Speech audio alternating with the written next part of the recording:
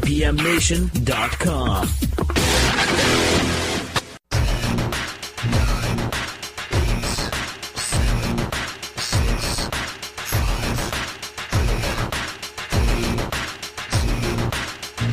If Ivanka weren't my daughter, perhaps I'd be dating her.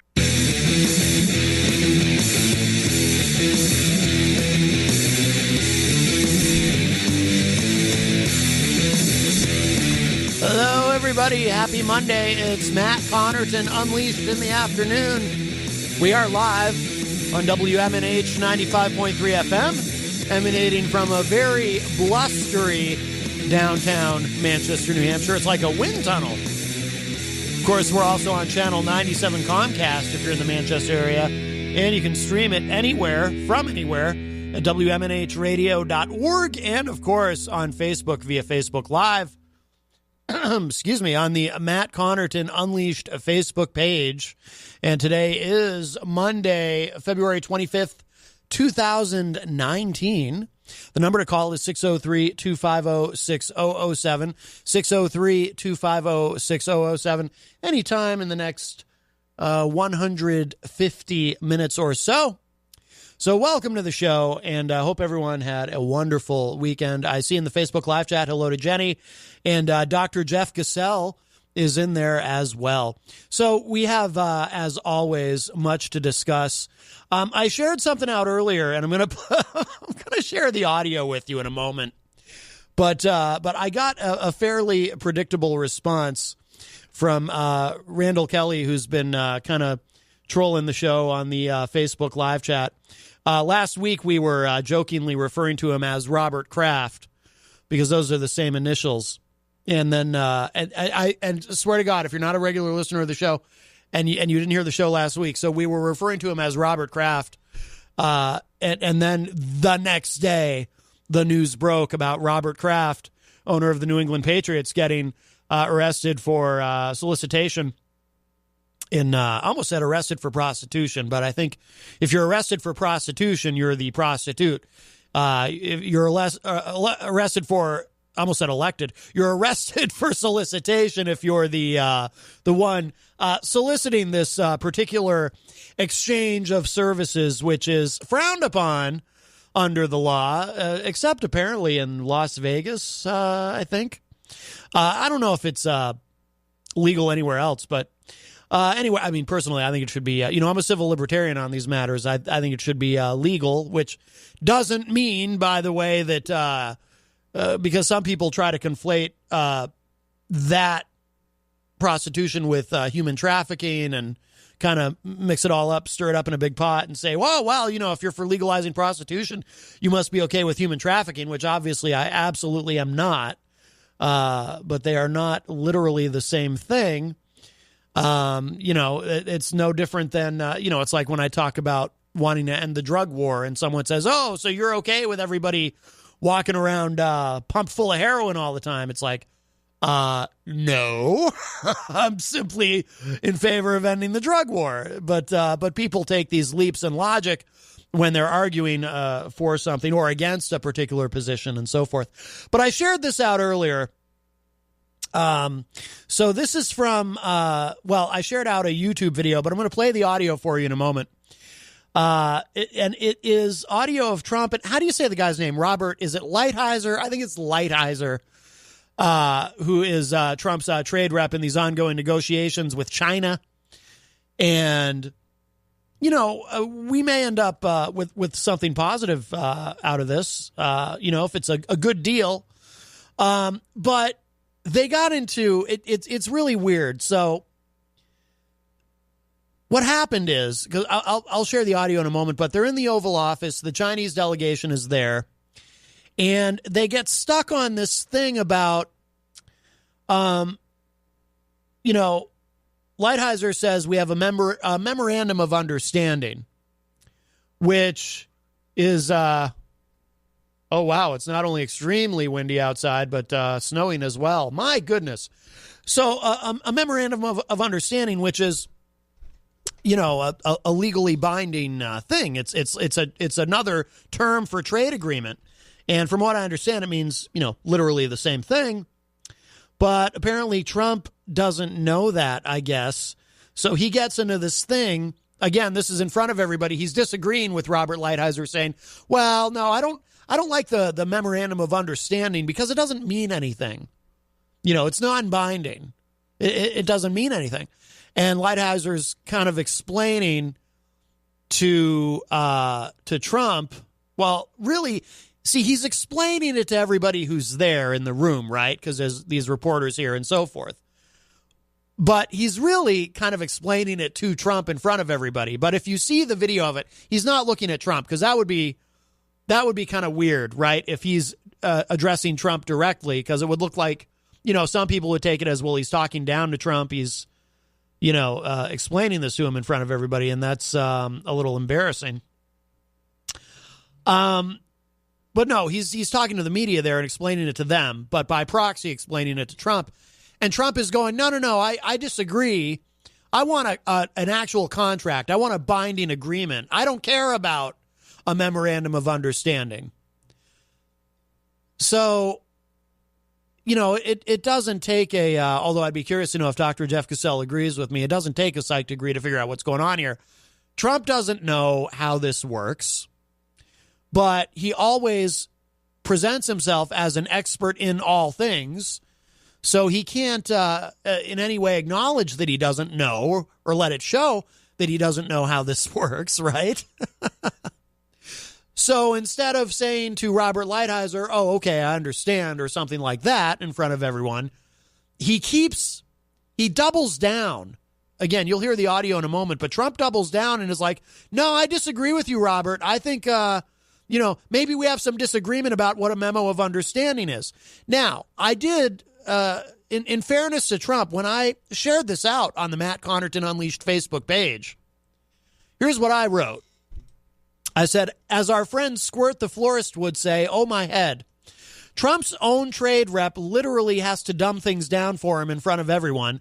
I have a theory, though. I think in Trump's brain, he may have conflated memorandum of understanding with letter of intent.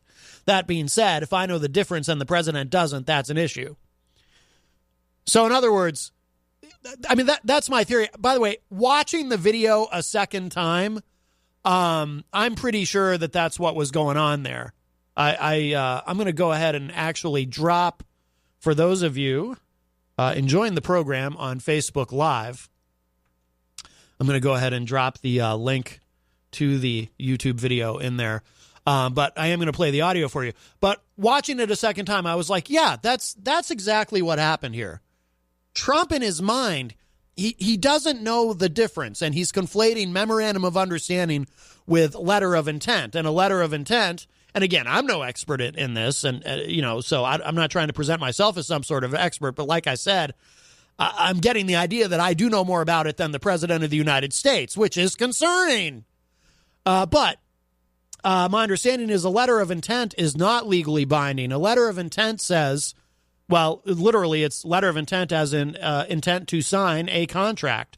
So when you have a letter of intent, that means you're intending to sign a contract. You have agreed in principle to the terms of said contract that you are going to be signing.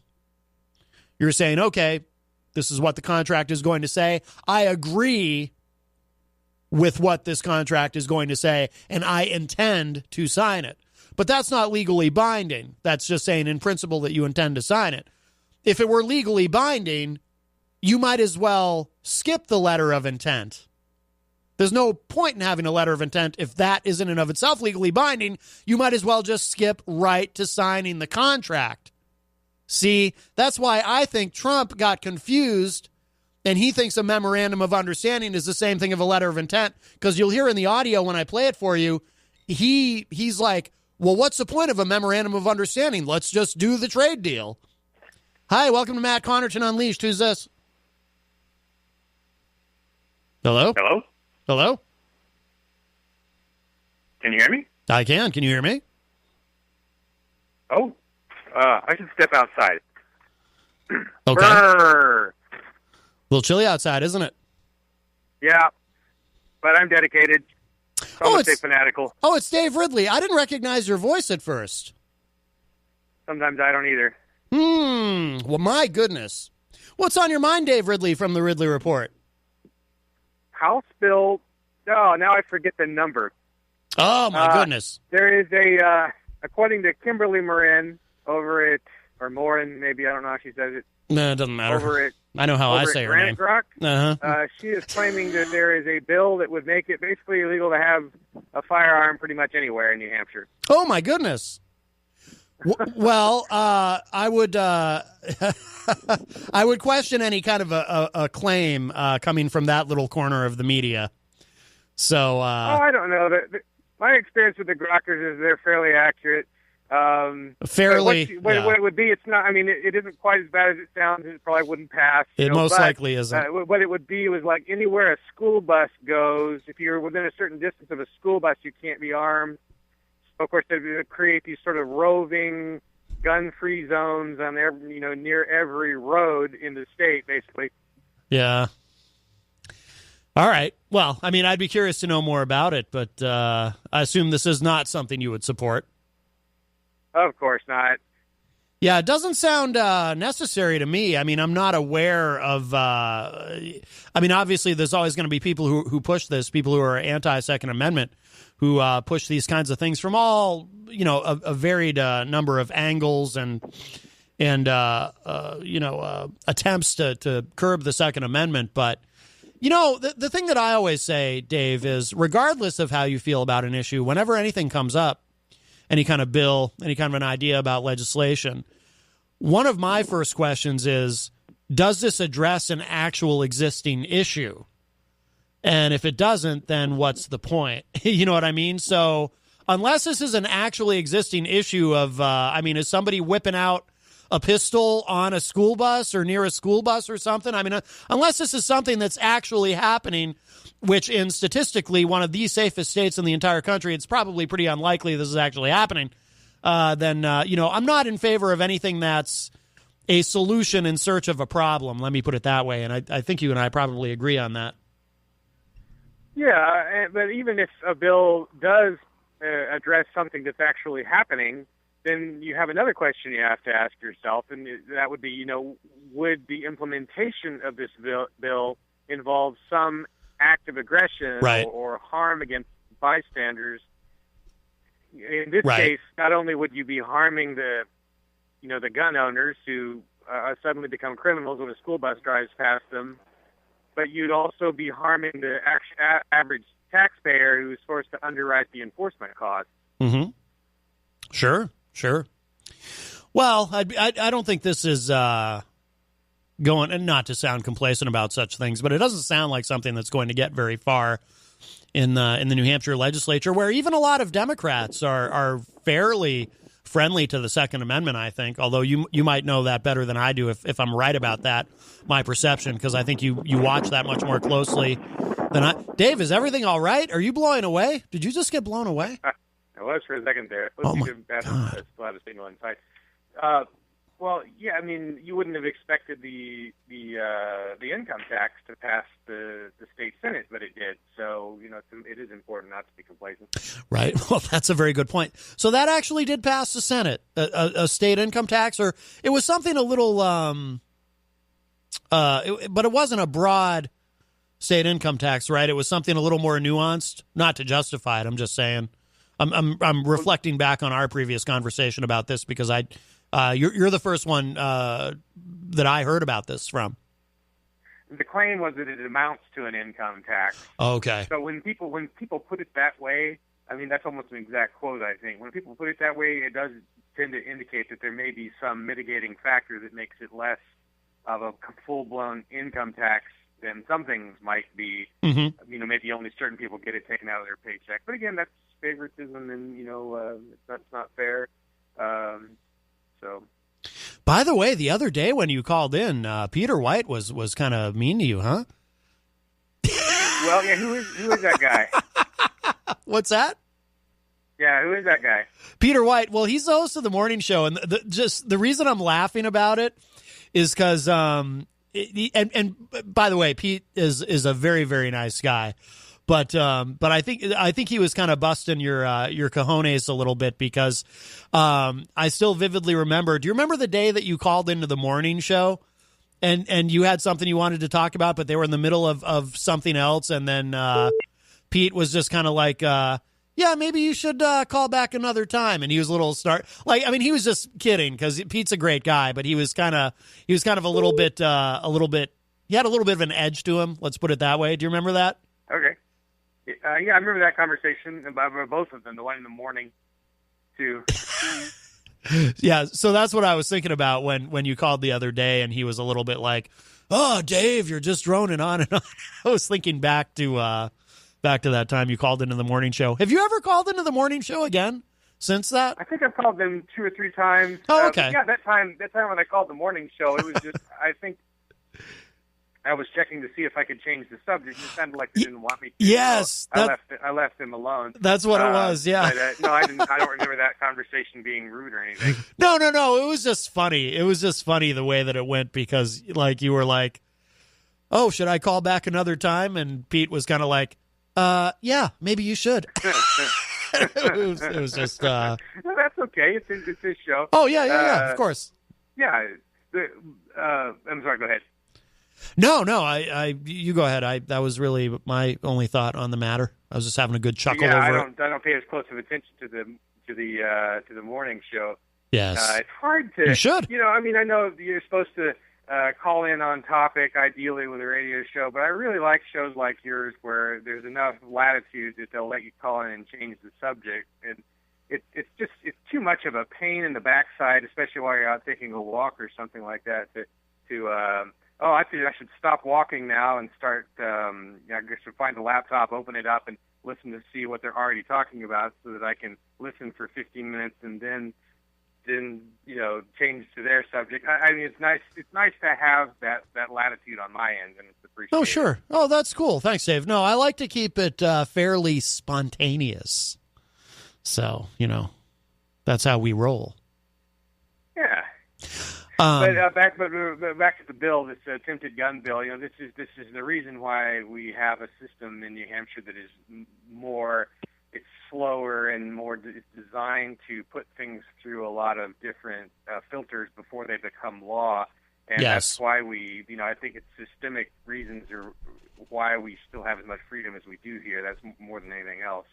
Well, plus things have to kind of move slowly in terms of our state legislature, which, if I'm not mistaken, the median age of the legislature here in New Hampshire is 112.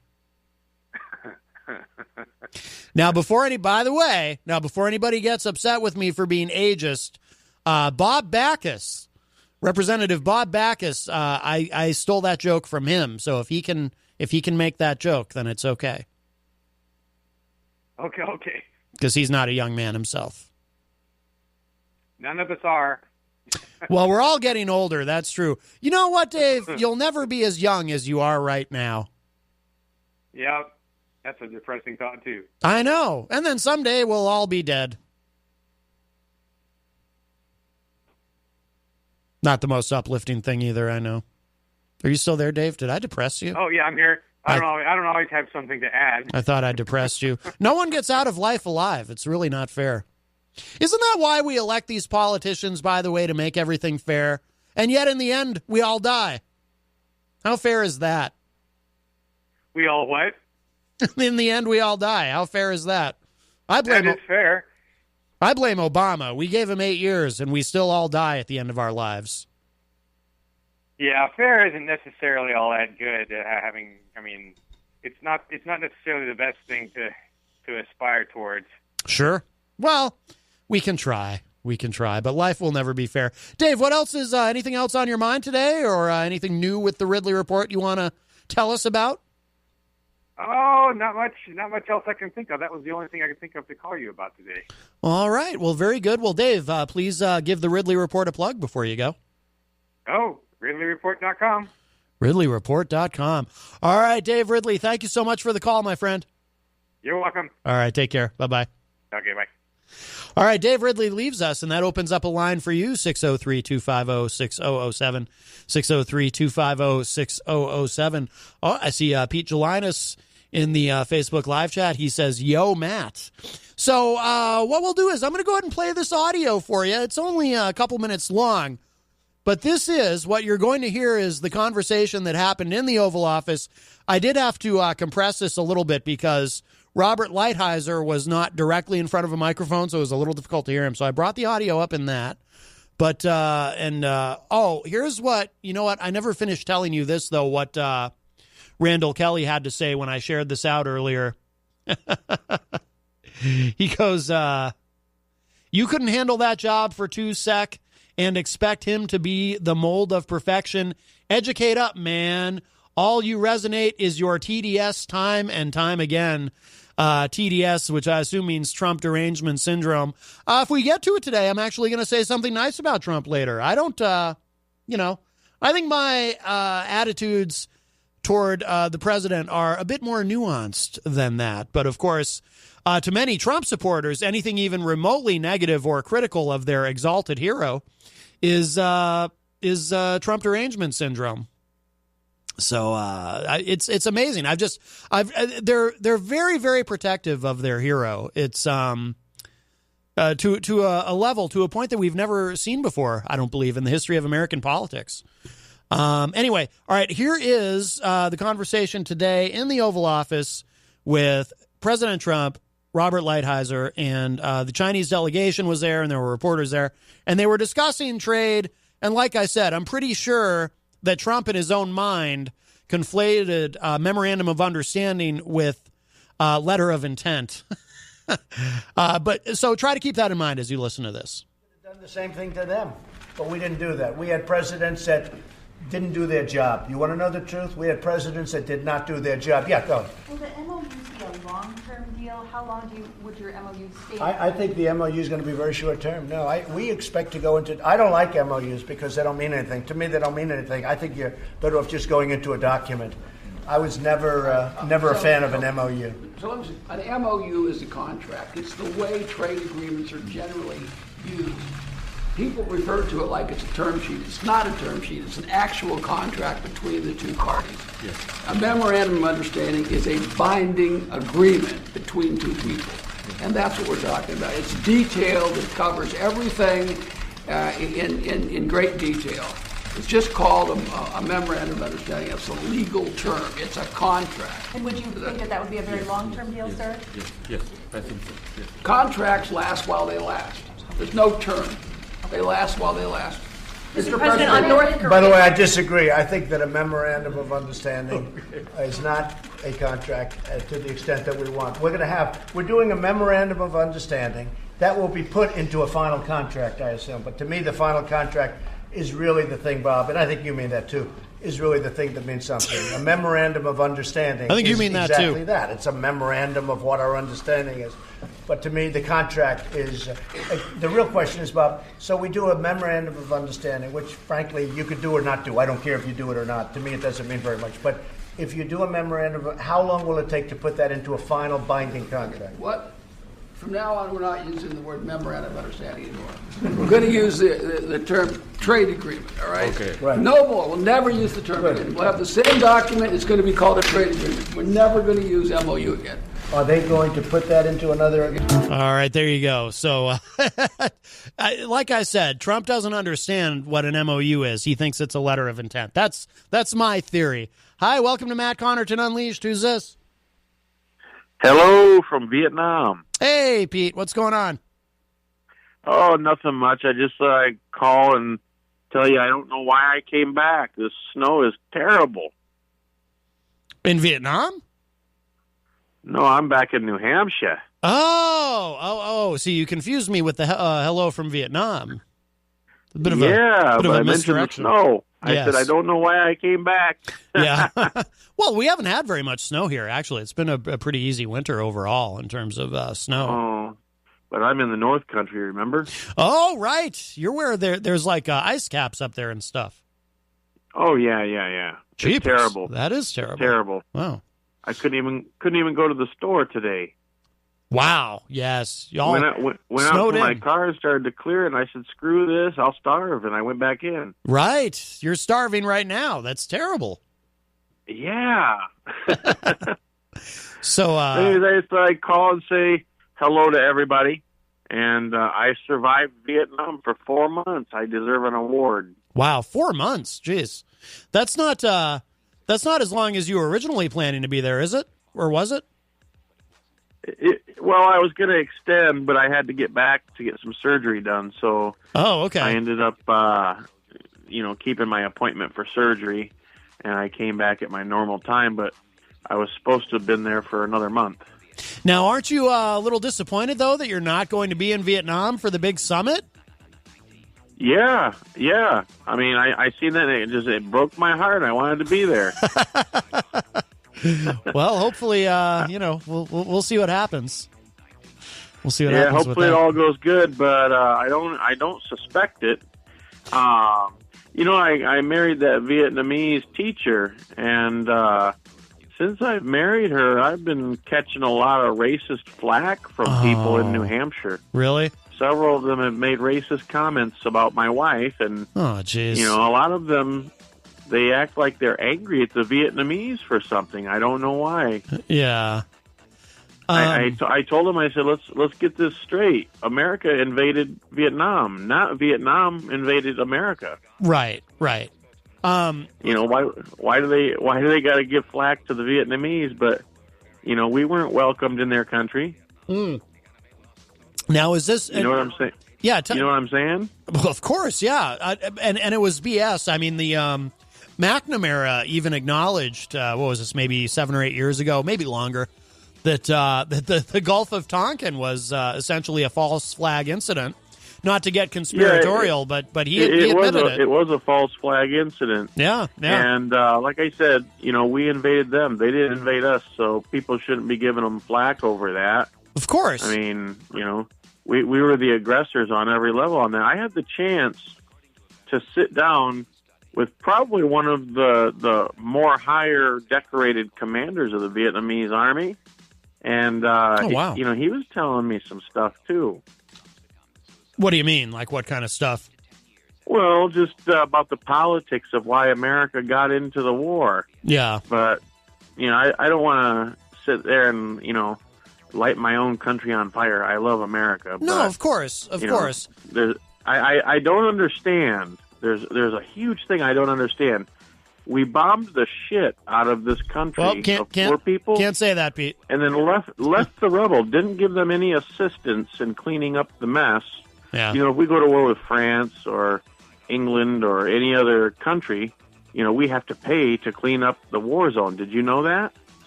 Yeah. Well, that's America always does. But right. then we go and bomb this poor country for no reason, and then we lose.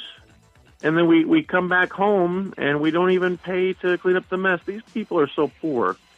I'm a contractor, and I've seen where they just rebuilt on the rubble of what we bombed because they didn't have the funds or any of the means to clean up the mess, and America wouldn't help. Right.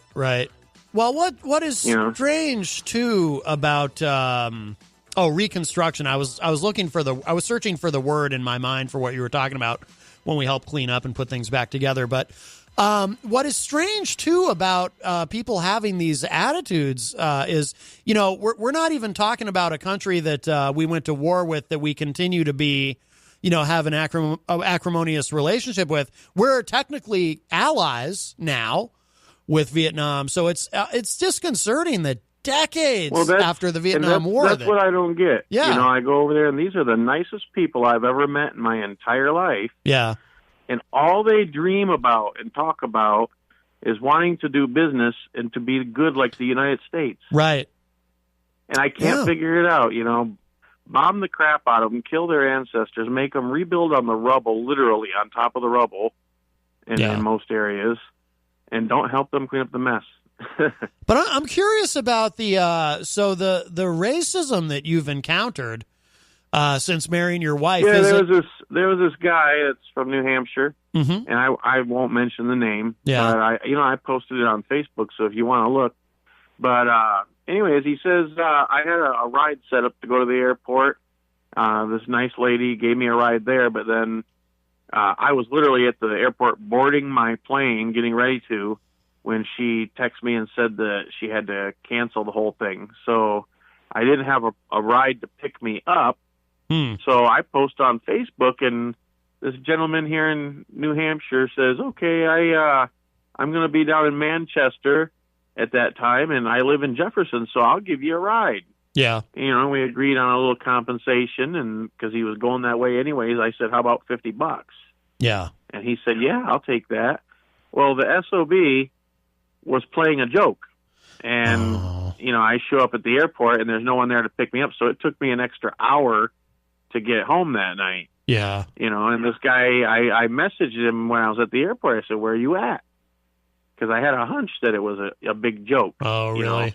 That New Hampshire kindness, So anyways, he blocks me. He doesn't even respond. So I that's go cowardly. in through another avenue and message him from another account. And he starts cursing about my wife, calling her dirty, filthy names. And, oh, my God. this is one of the nicest women Yeah. that I've ever met. I would say she's comparable to like Mother Teresa. That's how, saintly she is. Yeah. But this guy wants to degrade her, over what? He wanted to play a joke and he got called out on it?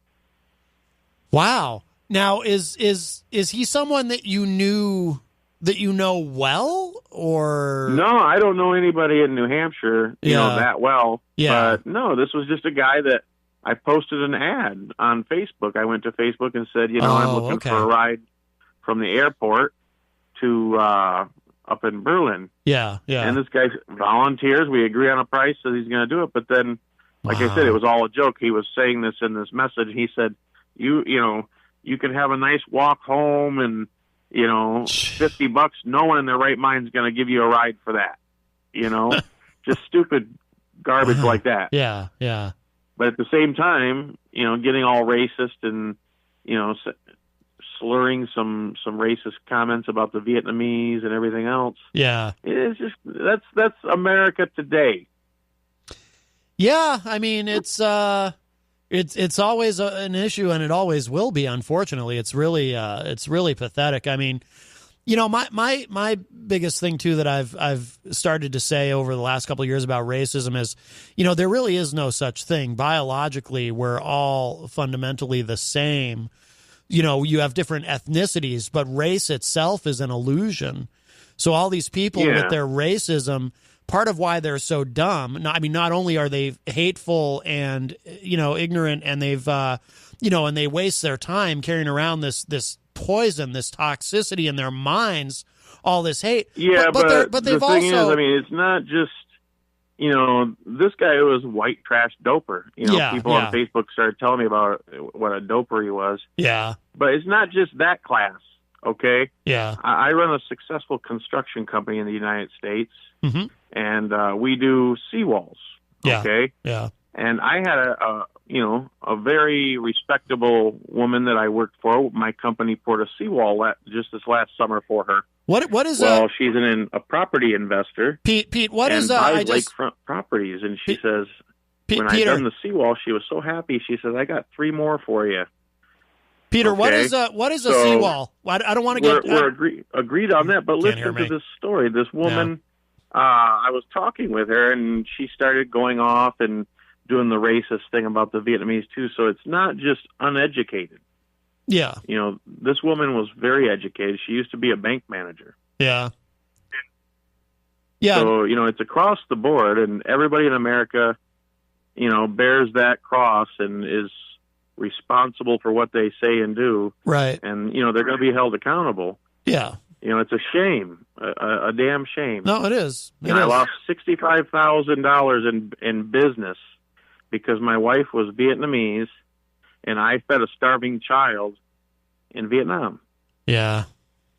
The lady says, if I knew you were taking my money out of the country, my hard-earned money, I probably wouldn't have hired you. I told her, I said, she said, help the veterans. My company has helped the veterans in America more than I've ever helped any Vietnamese citizen. Right. Okay. Right. And over the years, I've paid for the power wheelchair upgrades with a new battery and all this other stuff. And, it's crazy. What the hell has America become? Well, I think that, as far as what America's become, I think that we've kind of, look, if you look at it over the decades, I try to be an optimist about it. If you look at it over the decades, I think we've come a long way from things like separate water fountains and all that, right? But I do feel that we've kind of slid backwards a little bit. For example, Jenny really notices, she's Jewish and she sees the rise in anti-Semitism that's really cropped up on social media in the last couple years. And, Ed Murphy in the Facebook live chat points out racism is worldwide. America doesn't own it. No, we sure are good at it, though. Really? Well, you know what? I've been to Vietnam, and I'm the black sheep there. Yeah, and these people were not racist in the least. These are probably the most decent people on the face of the earth, but everybody got this bad attitude towards them. Yeah, well, anybody that's been there, not everybody, will but tell you these people are amazing. Yeah, I believe you. I believe you. Yeah, they've certainly been through a lot. Jeez. Yeah, well, it's not exactly worldwide, but like I said, I think that there's some skewed issues here, and I'm not going to go into it all night. But by the way, so have you encountered this with others as well, or was it just that guy? Oh, and that. No, there was that guy, the customer, and there were several others just in the last week. Oh, wow. And it's like, really? That's a shame. That's a shame. I never imagined I'd see that kind of crap and that garbage being thrown in my direction. Right, there were 2 or 3 others on Facebook that were starting in, with the racist comments, and it's just like I said, it's all phases and all stages here. Yeah, yeah. And what do you do, Pete? Like, how do you? Because there's so many people who deal with this, with racism. What do you do? Do you just kind of ignore these people, or do you try to address them in some way, or what's kind of your policy? Well, it just depends. If they're coming at my wife sideways and they don't even know her, maybe make a threat to them. But yeah, what can you do? They're hiding behind a computer. Exactly. Yes. They're hiding. They're cowards, and they are hiding behind a computer. Because people will say things on social media they wouldn't dare say to your face. Exactly. That's just a fact. So you got a lot of really bold keyboard warriors out there, with their little keyboard courage, and they'll do that stuff. But I've had that keyboard courage before. But you know what? I typed my address. And I told him, I said, "You want a piece of me? Here's where I'm at." Good for you. and never once did anybody ever have the courage to show up at my doorstep. Of course not. No. So, but they're really bold. Anyways, like I said, it's really we've got some serious issues here. The way people are acting, because I've never been in an interracial type relationship before. Yeah. So I never had any clue what it was getting like. And, I've got my best friend is black. Yeah. And I was in the courtroom with him, helping him out because he got into a drunk driving situation. And I happened to have some legal background. Oh, yeah. So anyways, I was helping him out, and the freaking judge made a racist comment towards my friend that's black. Oh, my God. Really? An innuendo. An innuendo. Here, and this happened here? Did this happen here in New Hampshire, or was this in Indiana? Oh, back in Indiana. This judge has gotten into a little bit of a a stir there. So, okay. Anyways, he was making slave innuendo comments. Oh my God! Type of slurs towards my black friend. Wow. Who was trying to represent himself. Yeah. Oh, that's... talking to him like he was a slave. The whole boy and all that. Yeah. Wow. And saying we aren't your slaves. He kept repeating it in a racist way. Yeah. So this it's all over. Did this judge? Did he get in trouble because you said he's gotten into kind of a stir? I don't know what all happened because I took my friend to the news channel there in Indiana, and they done a skit on it on TV. That was this last summer. Oh. And I heard something changed, something happened. I don't know, but they definitely don't like to see me in that courtroom. Yeah, you know. Yeah, no, I remember back when you first started calling into the show, you were talking about some of your experience with that. Yeah, I mean, it's too bad. You know, I like I said, I try to be optimistic, and I do think that it gets. A lot of people disagree with me on this, but I do think it gets better with every generation. I hope. I don't know. I hope we're not backsliding, but I think it gets better with every generation. I mean, just from what I've observed, but we're still a long way from. I mean, it's 20. It seems 2019. pretty evenly spread. You know, consistent with me. I mean, talking to some of the older ones that have made comments, and then we've got this other one that was pretty young. Really? Yeah. Yeah.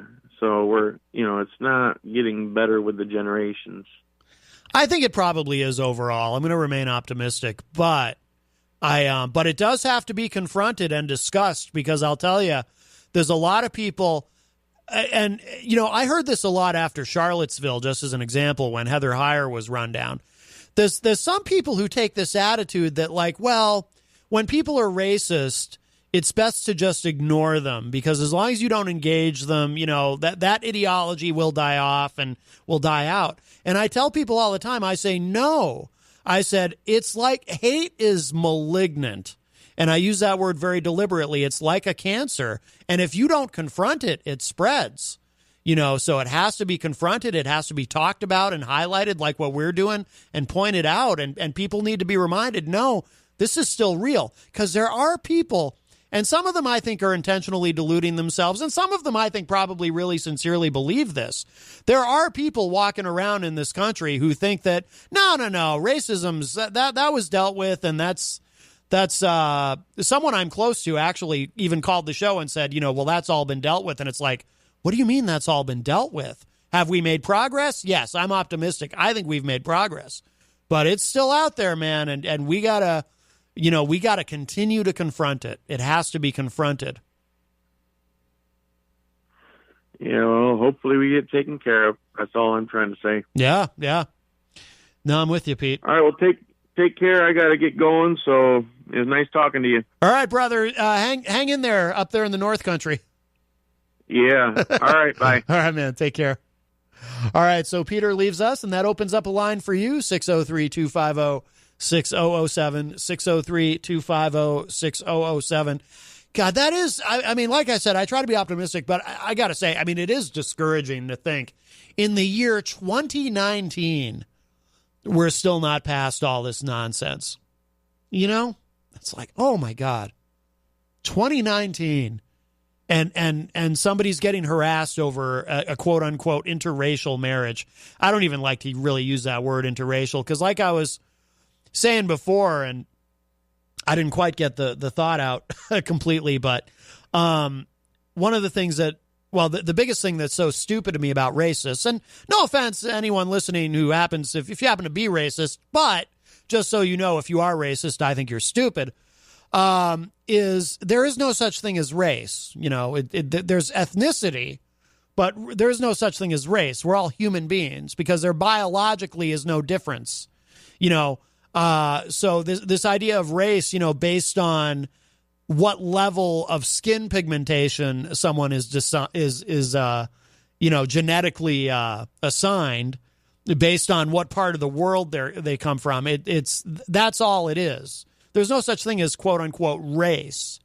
So if you are racist, not only are you foolish for buying into something that is toxic and is completely unproductive, if you're one of these people who goes out of your way, like the people who've harassed Peter over his interracial marriage. So people who go out of their way, people who actually expend energy and time on their hate. But also, too, the reason these people are especially dumb is they've chosen to buy into something that doesn't even exist, because there's no such thing as race. It's a made-up social construct. So if you choose to buy into that and waste your time on that, you're wasting your time on something that literally is not even real. So So that's one of the things that's really disheartening about it. And of course, it's very destructive. All right. So, well, we kind of covered the thing about Trump. Like I said my piece on that. The other thing too, and this did come up because, the big summit happening in Vietnam where Peter just came back from, Trump is going to be meeting with Kim Jong-un, and we're finally going to get this whole nuclear thing nipped in the bud. Now, this is something, and again, Randall Kelly, he likes to troll on the Facebook live chat and talks about me like I'm a Trump hater and all this. And I'll tell you, there are issues where I've tried to give Trump the benefit of the doubt, and North Korea is one of them. I would rather be talking than not talking. I would rather tensions be lowered rather than raised. And I think Trump has accomplished that. Now, critics will say, well, he's been taken for a ride. They have not let up on the development of their nuclear program in North Korea, et cetera, et cetera. Those are all valid criticisms, and I am as concerned as anyone about that. However, I still am in favor of engagement.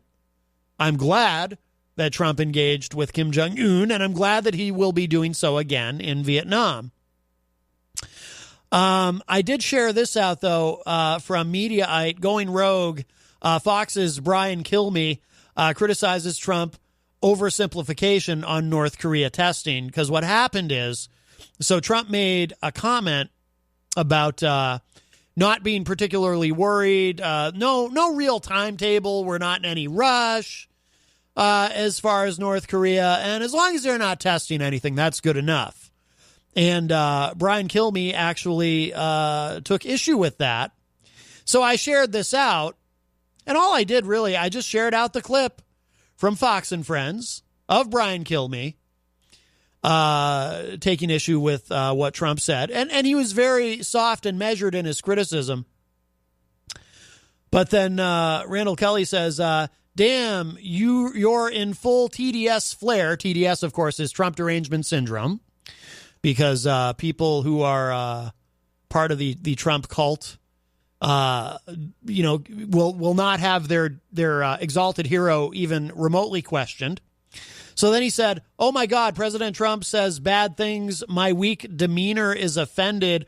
Oh my God, I think it's making me have an anxiety attack. Toughen up, cupcake. So apparently he's calling me a cupcake. I don't really, not exactly a high level dialogue there, Randall.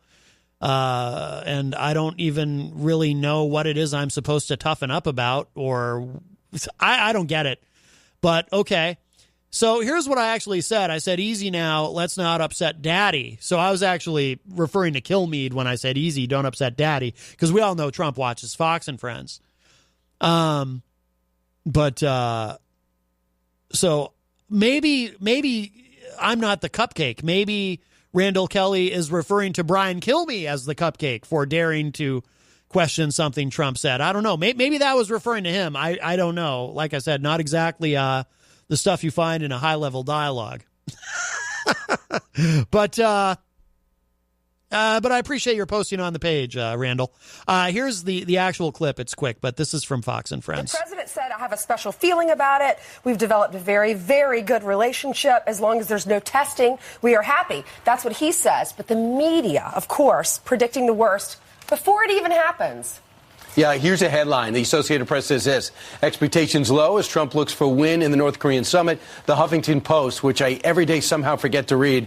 Hanoi summit may do nothing about North Korea's nukes. Trump's still using it for his campaign.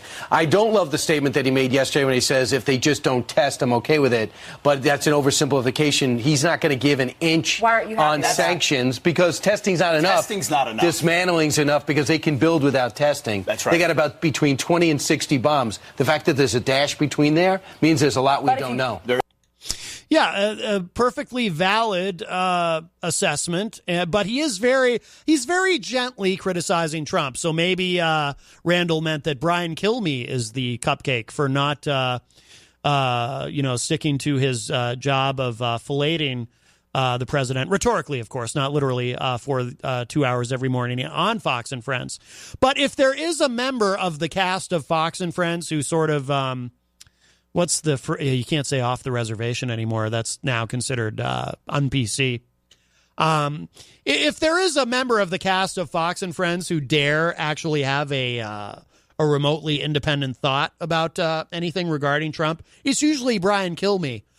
Steve Doocy and the token blonde who sits in the middle are usually very consistent in their worship of the exalted one himself, Donald John Trump. But Kilmeade every once in a while will say, yeah, I'm not quite with this. Let's see. Hello to Steve Pascucci in the Facebook live chat. Stephen Philbrook made a comment. Apparently he likes, he knows who I'm talking about, Squirt the Florist. That's our pet name for a certain someone who I have no actual problem with, but we don't speak his name on the show. Let's see.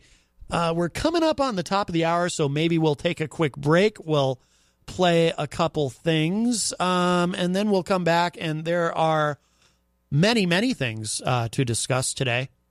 But here's something fun. We'll do this, and then we'll be right back. You're listening to Matt Connarton Unleashed. We are live on WMNH 95.3 FM in downtown Manchester, New Hampshire. I agree that they are the problem. Oh, and they're a real prize as well. When you hate each other, but you need one another, you call the American Counselor. We were talking about reason. Have you considered the possibility that we use reason as an excuse to justify what we already believe the answer to be, when the real problem is we can't agree on what the problem itself is? They had not. I'm sorry, do you go by they, there? I think it's just ass. Is it ass? Do you respond to ass? That's not real. Use it in a sentence. Ass. Sorry, I asked. A scale of 1 to 10. 10 meaning that we know that we need each other to create balance, establish justice, ensure domestic tranquility, all that jazz, blah, blah, blah. Scale of 1 to 10, where are we? Negative 10. Okay. 100. Negative 100. Oh, all right. And you? 0. Oh, at least that's not negative. Interest. Sorry? I have 0 interest. That's what you were saying. In communicating with this. They have 0 interest in talking about anything that doesn't have to do with them. Yeah. I'm interested in jobs. It's an easy concept. Do you think I don't want jobs? Do you think that jobs aren't important as well? You hide behind this, like, lunch pail, middle America, like, I'm going to my job. I want to go where things were good and simple. Vikings. Like, what? Seriously, that's what you I'm not hide sure how behind. long And she then- spoke. and I then napped for much of you're it. like, oh, you elected The American Counselor. He's healing the red, white, and blue. Thank you very much. Yes, go ahead. Go ahead. Thank you. Thank you, Mr. President. I will begin with my most important question. Did you see the Grammys? And if so, what did you think of Jennifer Lopez's performance? Who? J-Lo? I don't know her. Thank you. And now my follow-up. Will you, in fact, declare a national emergency at the southern border? I'll sign the final papers as soon as I get into the Oval Office, and we will have a national emergency, and we will then be sued, and they will sue us in the Ninth Circuit, even though it shouldn't be there, and we will possibly get a bad ruling, and then we'll get another bad ruling, and then we'll end up in the Supreme Court. I love this song. And hopefully we'll get a fair shake, and we'll win in the Supreme Court, just like the band. They sued us in the Ninth Circuit, and we lost, and then we lost in the appellate division. Sweetie. And then we won. Some say that you're just concocting this crisis to get the money for your wall. Well, I mean, it was a wall, and then it was a fence. What's it today? Some chicken wire and an ADT security decal? No. A couple of Doberman pinchers and a sprinkler?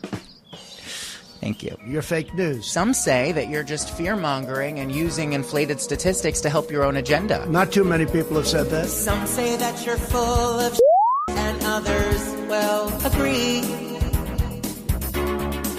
that you're just fomenting fear and hate with your hyperbole. Drugs and gangs and people, it's an invasion. Now push has come to shove. You shut down the gov. just to try and get your way. I didn't need to do this. Your only interest is campaign promises. Can we believe a word you say? No. Girl, you're at an impasse. Now they're gonna sue your ass, but you just keep pushing me. You don't have a border, you don't have a country. These border lies freaking us out while you traumatize. All the stats you claim you've been shown back in your border lies. Border lies. The rate for distracting from Russian ties. More insulting than your skin tone. Talking about border lies. Border lies. Sir, you told us that Mexico would reimburse us for the wall. Is it true that you will allow them to pay entirely with 20% off coupons from Bed Bath & Beyond? Where the hell did that come from? I have my sources. My mom posted it on Facebook. Well, he's quick to rush to racist, rash decisions on a whim. I could do the wall over a longer period of time. I didn't need to do this. But the only national emergency we have is him. And by the way, Trump is crazy. He dupes and he deceives, but still his base believes the MAGA mantras he repeats. Make America great again. He said that Mexico would pay for it if so. I'd sure like to see your receipts. No. Girl, hit that Adderall. Take a sniff and go get your border wall. And stop being such a tease. We're getting it done. Border lies. Even Ann Coulter is getting wise. You're just walking like a parrot, echoing border lies. Border lies. Let's just hope your face doesn't recognize. You're just dangling a carrot, rest up in border lies. Border lies.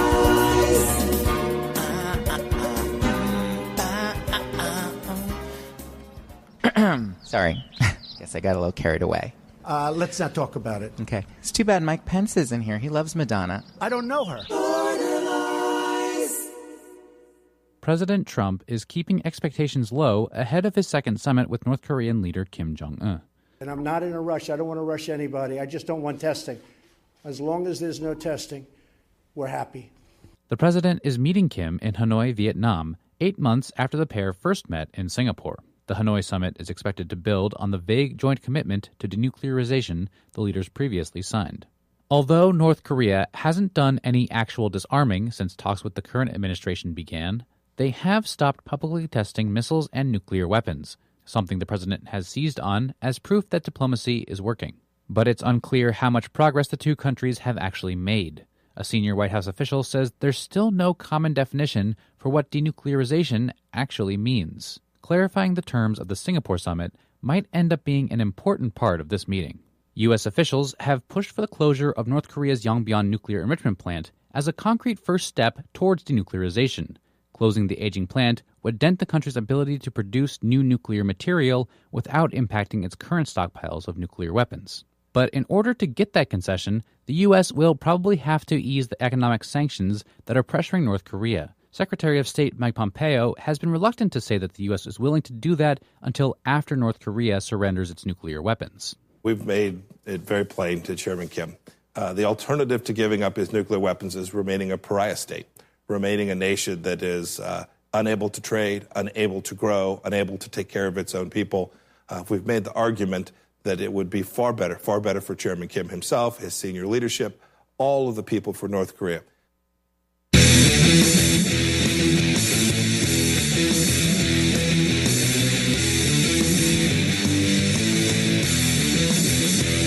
I'm keeping an open mind, and I'm going to be cautiously optimistic. Let me put that caveat in there.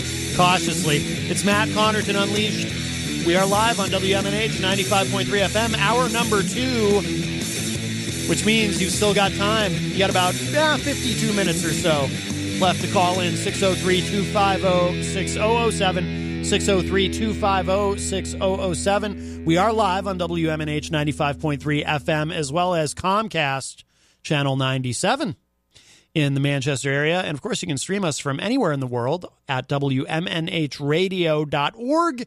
You can also find WMNH on the TuneIn app, which you can put on your mobile device if you haven't done so already, and easily and effortlessly take us wherever you go on your mobile device, because that is how so many people access content now. And you can also stream the show online on the Matt Connarton Unleashed Facebook page. And that is one of the ways that you can interact during the show is on the Facebook page, as well as giving us a call at 603-250-6007, 603-250-6007. And all those of you who think you know who you are, who think that I suffer from Trump derangement syndrome and all I do is bash and I never say anything positive, that's not true. And I'm about to say something positive. So here we go. Randall Kelly, I hope you're listening.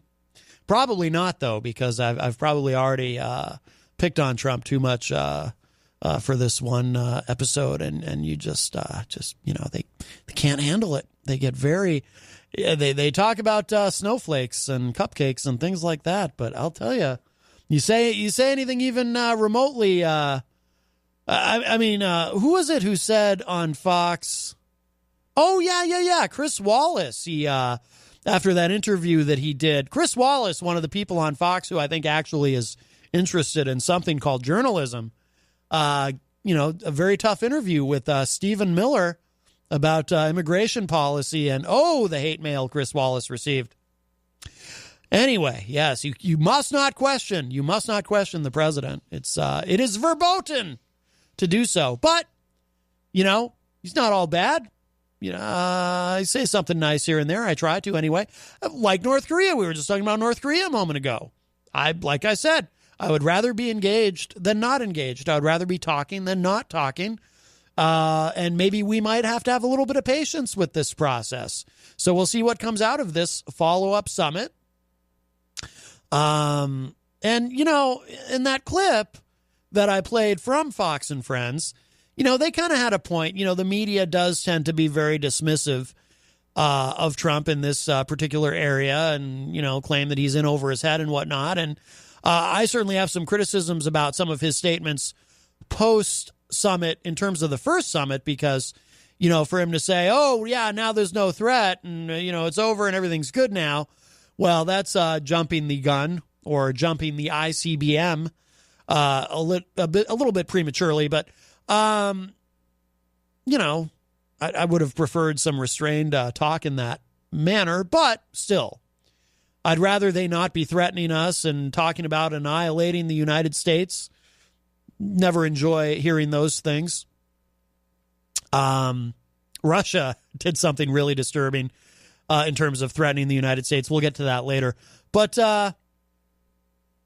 I'm anxious to see where this goes, and I'm going to remain cautiously optimistic. Now, here's something positive that has come out of the Trump administration, though I haven't really heard Trump himself directly address it. But, again, I want to do something positive. So the New York Times, and this story's been everywhere, but we'll go with this one. The New York Times reporting a U.S. ambassador promises a global push to decriminalize homosexuality. Because there are countries, as we all know, where if you're gay, you might get thrown off of a roof or something. I think even in Russia, isn't it, you know, because we tend to think of, you know, maybe countries where they're, you know, fundamentalist in terms of religious beliefs and so forth, but, you know, having these kinds of attitudes about being gay. But I think even in Russia, it's illegal, isn't it, to be openly gay? I might be wrong about that, but I thought I had read that Putin is not a fan of homosexuals. So the New York Times reports, again, a U.S. ambassador promises a global push to decriminalize homosexuality. And this is actually a continuation of an Obama-era policy working to decriminalize homosexuality around the world, thus making it less dangerous to be openly gay in other countries. As, of course, in this country, now we, the Supreme Court a few years ago, that ruling on same-sex marriage, which was, in my opinion, a great day. I've always been pro-gay rights, pro-marriage equality and all that. So a lot of progress here.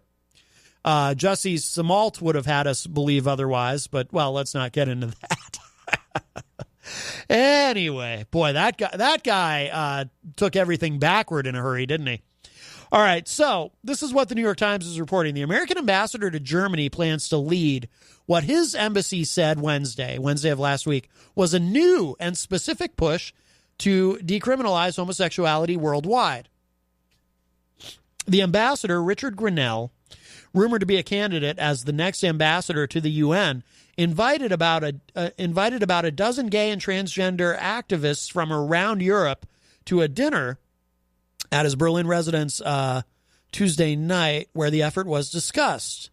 Guests from the Lithuanian Gay League posted a photo on its Twitter account showing two members posing with Mr. Grinnell at the event, thanking him and calling on their country and other European Union members to support the effort, which the Lithuanian guests described as a global U.S. campaign. The State Department in Washington has not announced a new global campaign for gay and transgender rights, raising questions about the official status of the ambassador's plan.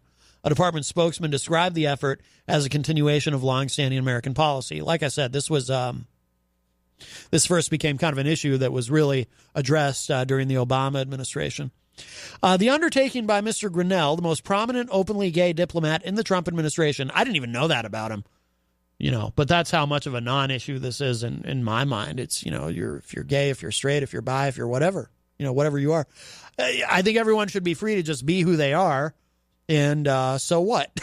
That's always been my attitude about it. Anyway, so he's the most prominent openly gay diplomat in the Trump administration. This undertaking was first reported by NBC News on Tuesday of last week. In recent public statements, Mr. Grinnell has denounced Iran in particular, among the 71 countries where homosexuality is outlawed, for its persecution of gay people. That's probably the real reason we pulled out of the Iran nuclear agreement. No, I'm kidding. That I don't support, pulling out of the agreement, but anyway. But in an interview with NBC, Mr. Grinnell sought to portray the effort as much broader. He said, quote, "This is not just about Iran. This is about 71 countries, and Iran is one of them," unquote. Grinnell also declined in the interview to answer whether he was interested in the United Nations ambassador post, which has been vacant for nearly 2 months. Yeah, that's right. I actually forgot about that, by the way. I forgot Nikki Haley. She's already gone, right? So there's nobody. Maybe we should put John Bolton. Remember when during the W administration, John Bolton became UN ambassador, which was just fascinating because John Bolton hates the UN. Oh, God, this computer over here is restarting on its own. That's scary. Am I even still online right now? I'm sure I'm still going out on the FM band anyway. All right. Hopefully I'm still going out on Facebook. Because if I don't, then I won't have a recording of this show at all. Oh, this is, now this says I'm still live. Okay. Let's see. I've just never seen this computer over here just do that. Oh. And it figures. I'm trying to say something positive about the Trump administration, and that's when this happens. Very, very strange. Okay. Grinnell also declined in the interview. Okay, we already got to that part. The ambassador, you know what I was saying earlier, though, and when I realized that this calamity was happening with the computer, I was talking about John Bolton being nominated during the W administration as someone who hates the UN, and then they nominate him to be the UN ambassador. Jenny says, yes, I'm still on the Facebook. I got to deal with this other computer, though, so you know what I'm going to do? And I apologize to everybody. I'm going to take a short, unexpected break because this computer just did, and it says here, Windows has recovered from an unexpected shutdown. Oh, I know what to play. I should play something. I wasn't expecting to play this again because we haven't had really the threat, not too recently, of a government shutdown. So I thought I would never play this song again, or I was hoping I'd never have to. But it's a great track, so now I have an excuse to play it. The radio edit, of course, of Shut Down by Skepta, the rapper. This is a great track. If you like the rap music like I do, you'll enjoy this. Here it is. This is Shut Down by Skepta, and I'll be right back. Man's never been in marquee within shut down, eh? Trust me, daddy.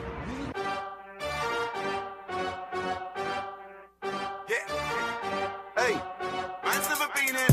When it's shut down, that's not me and it's shut down. Ring, ring, ring, it's shut down. Hey. Fashion week and it's shut down. Went to the show sitting in the front row in a black tracksuit and it's shut down. Touch the road and it's shut down. Boy, better know when it's shut down. Yeah, take time if a man want try me. No time. Usain Bolt when I run up on stage, I pick up the mic and it's reload time. Don't know your songs, but they know mine. That's why I got gigs just like Joe Grind. After the show, I'll be rolling mine. Don't care about the no smoking sign. They tried to steal my vision. This ain't a culture, it's my religion. God knows I don't wanna go prison. But if a man want try me, trust me, listen. Me and my G's ain't scared of police. We don't listen to no politician. Everybody on the same mission, and we don't care about your ism and schisms. Cause it's shut down. That's not me and it's shut down. Ring, ring, ring, it's shut down. Fashion week and it's shut down. Went to the show sitting in the front row in a black tracksuit and it's shut down. Touch the road and it's shut down. Boy, better know when it's shut down. You wanna act like a G for the camera. You say you're Muslim, you say you're Rasta. Say you don't eat pork, don't eat liar. You're just an actor. Blood, you're not on your dean. And if Selassie I saw you, he would say, blood, take off the red, gold and green. Them man are soft just like ice cream. Seen? Start moving correctly. If you don't wanna upset me, you get me. You tryna show me you're friendly, I told you before, you won't impress me. I better make you respect me when you see the man them are selling out Wembley. Roll deep in a blacked out Bentley, pull up outside like what? Serious. And it's shut down. That's not me and it's shut down. Ring, ring, serious. Shut down. Fashion week and it's shut down. Went to the show sitting in the front row in a black tracksuit and it's shut down. Touch the road and it's shut down. Boy, better know when it's shut down.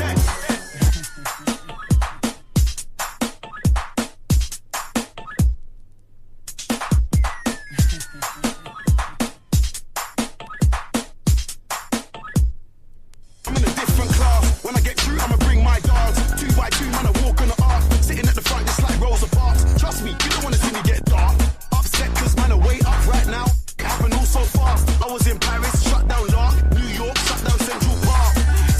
Talk about London, you're Frisco, where should I start? Walked in, back 10, 16 bars, and each and every one of them came from the heart. None of my lyrics are stolen. Go on then, that's my slogan. Wanna know how I did it with no label, no A-list songs, and I told them. Blood, I just shut down. That's not me and it's shut down. Ring, ring, team shut down. Fashion week and it's shut down. Went to the show sitting in the front row in a black tracksuit and it's shut down. Touch the road and it's shut down. Boy, better know when it's shut down. Y'all know.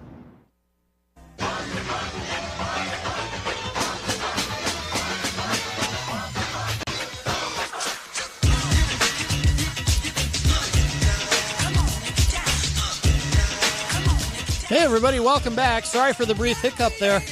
Looks like, so I got everything going with that computer again, and I don't think anything was interrupted, actually, because even the recording looks like it continued, even though the computer restarted. I'm not sure how that works, but it looks like everything's okay. And here I was. Can you believe it? Live radio.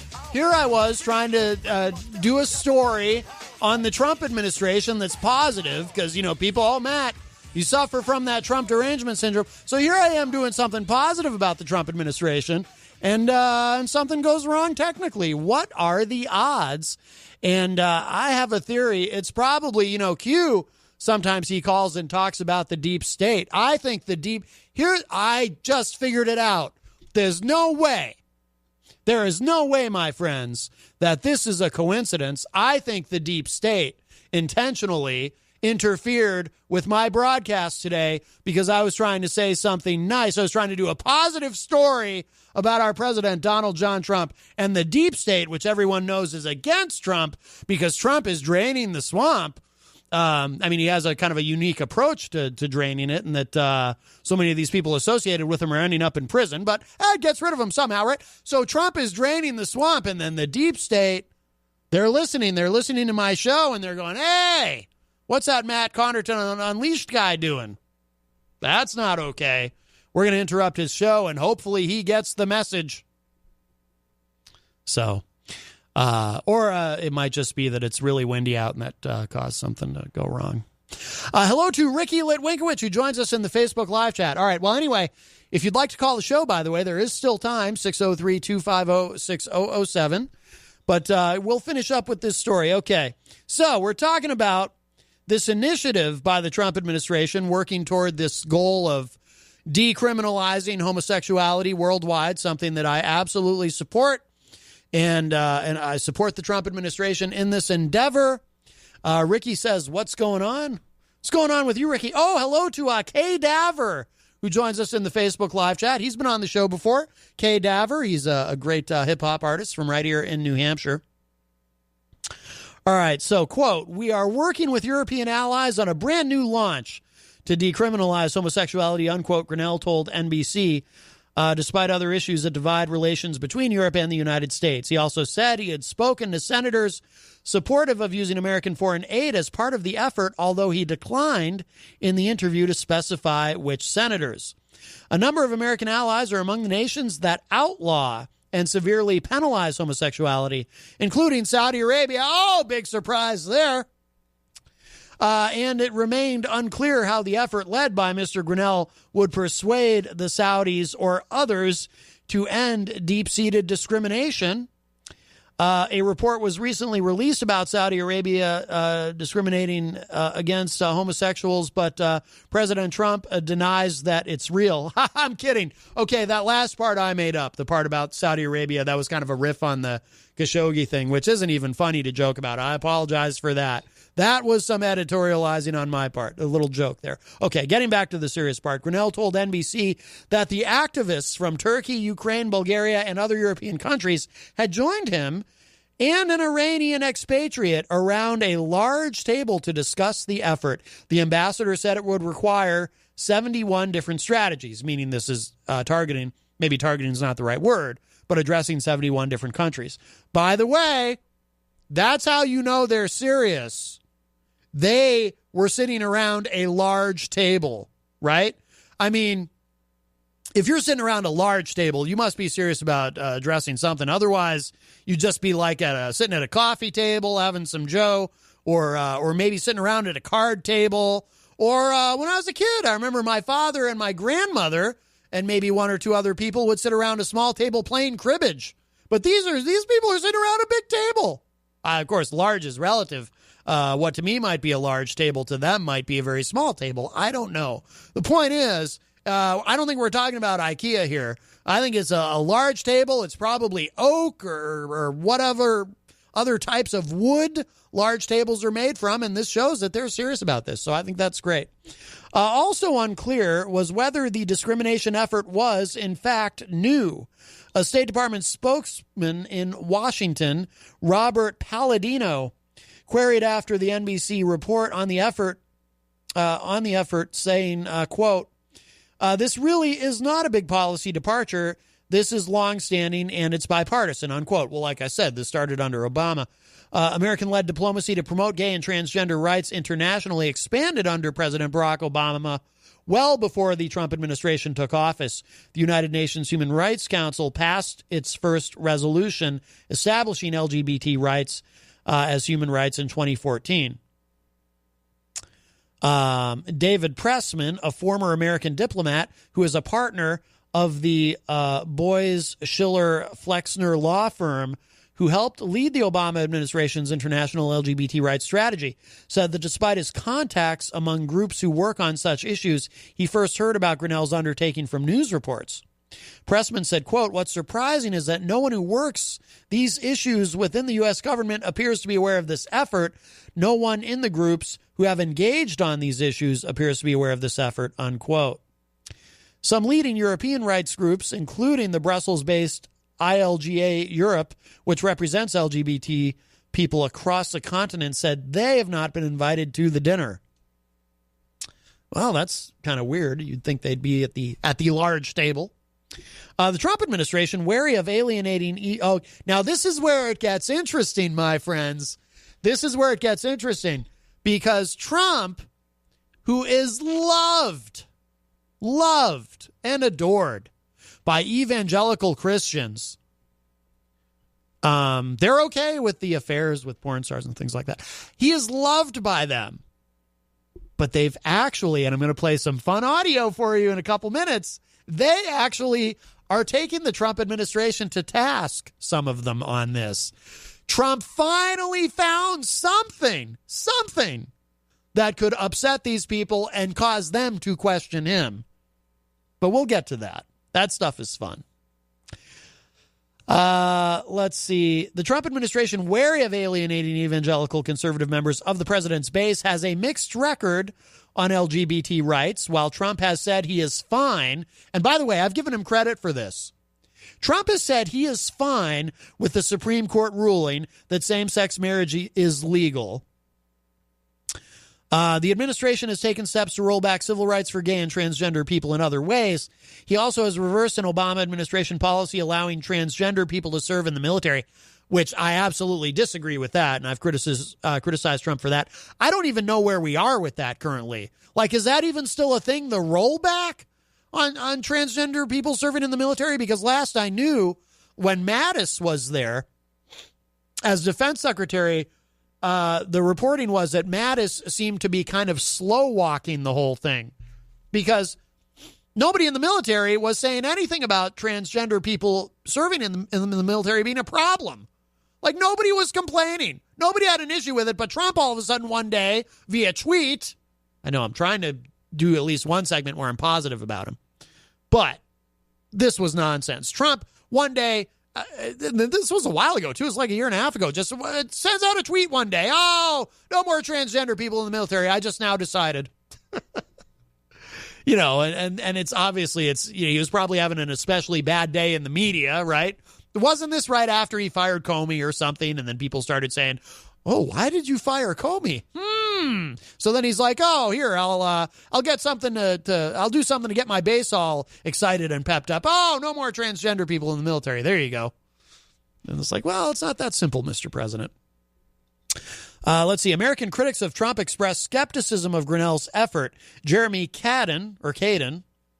It looks like Caden because it's Kadden, and usually when you see two consonants at the end of a syllable like that in a name, it would be Cad, not Cade. But I know someone whose last name is Caden who spells it that way. It looks like Caden, but it's pronounced Caden.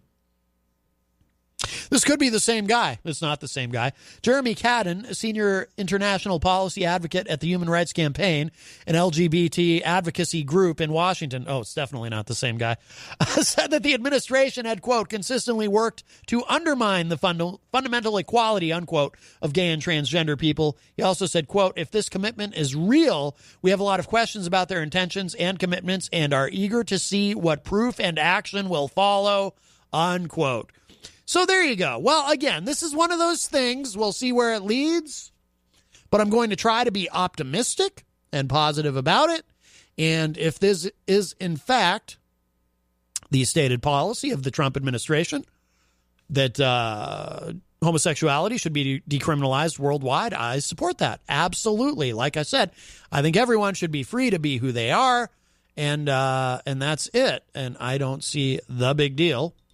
Of course, I'm not a religious person. A lot of the big deal that people do see with this is out of some, there's this, apparently there's this obscure passage in Leviticus that says something about man shall not lay with a man. So because of that one thing, this has become, I feel like this is the most important thing to evangelicals is this, what they think is such a terrible scourge that there's actually gay people in the world. Now, there are those, like I said, there are those evangelicals who are not so thrilled with this and think that Trump who otherwise is obviously a deeply religious and pious man, right? They just love him, but they think that he may have lost his way on this. But Dave Daubenmire, and he's one of the folks, this is from rightwingwatch.org. If you're a regular listener of the show, you knew I was about to say that. I get a lot of fun stuff from rightwingwatch.org. He says he's willing to cut Trump some slack on this because Trump is, as he put it, a babe in Christ. So I'm going to play this audio. This is, again, Daubenmire is one of these evangelical Christian religious broadcasters who says a lot of just fascinating things. Always fun to find some good Dave Daubenmire audio. But let's hear what he has to say about this because his let me refresh that, actually. I want to make sure I get this audio because from the beginning, because he he's taking his dear leader to task. Have him as a part. This is really unusual. Something else is playing though that I need to make sure is shut off. Where's this other audio coming from? Oh, boy. I got some other audio playing here. Oh, there it is. Okay. That whole issue with the computer earlier, it just screwed me up. All right, here we go. Here's Dave Daubenmire. I'm just going on. Nope, something else is still playing. I'm telling you, I really believe my theory about it's the deep state. The deep state heard me giving the Trump administration credit for something, and they said, no! Hopwood, thank you so very much. Matt Connarton, he's supposed to be one of us. What's he doing? All right, let me do this. Quit iTunes. All right, I think I finally fixed it. All right, here we go. Here's Dave Daubenmire. Prepare for some wisdom. I'm just going on record today. I'm in this corner. Okay? Of course. I don't get it all. But I ain't going to be Fat Joe sitting in the peanut gallery telling him how he should have played it. He knows stuff I don't know. He knows stuff you don't know. And if I hear one more person screaming on Facebook, oh, yeah, well, Trump was really with us. Why wouldn't he defund Planned Parenthood? Hell, the pastors don't even care. The pastors don't even care. So Trump's looking at this, and he's trying to figure out which group he's trying to keep on his side. You know what? The evangelifish, they ain't with him. They're not with him, or if they are, they're just flopping around on the beach. Okay, I have to interject here. I have, if you're a longtime listener of the show, you know, I've played audio of Dave Daubenmire before on the show. I've never seen him quite like this. And frankly, I'm concerned. Dave Daubenmire, he clearly has been triggered. He clearly is very upset, doesn't know what to do. I think what's going on here, not to play, pop psychologist, but I think on some level, David Daubenmire feels betrayed by his leader, and he's working through it, and he's having a bit of a tantrum, probably needs a nap. But that's what I think is going on here, and he's trying to figure out what to do and how to justify this, and he's all freaked out. He's all worked up, but I'm worried about Dave Daubenmire. Maybe we should say a prayer for Dave Daubenmire. Would he accept prayers from someone like me? I don't know. Let's hear some more. But the pastors sure are with him. And he says, listen, if I try to defund Planned Parenthood, this is going to raise an unbelievable stink, and ain't nobody on my team. Oh, my. That's the way I see it. And he said, I want to save babies, but I know it's important. I know it's important. You daggone single-issue, single-minded Christians, including me sometimes. Abortion is the issue, and because it is the issue, it can't always be the first thing you take on. Well, there you go. I don't really know what his point was ultimately, but he's obviously very upset. Oh, boy. So, like I said, Trump finally found something that has the Christian evangelicals who normally adore him questioning him. Let's see. We have a call. Hi, welcome to Matt Connarton Unleashed. Who's this? This is Q. Q, how are you, sir? Q, it's me again. I've been listening to your trash talk. Uh-huh.